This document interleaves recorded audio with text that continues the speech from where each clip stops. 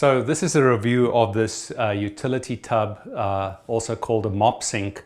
This one has been in this house since 2008 when the house was first built, and it's built like a tank. We use it for things like mopping. We can grab this mop and just dump it in there, and if you need to walk into the rest of the house there, it's an easy walk and straight back right into this. So it's extremely convenient to have it here. We also use it for cleaning rollers and things like this. If you want, come take a look here.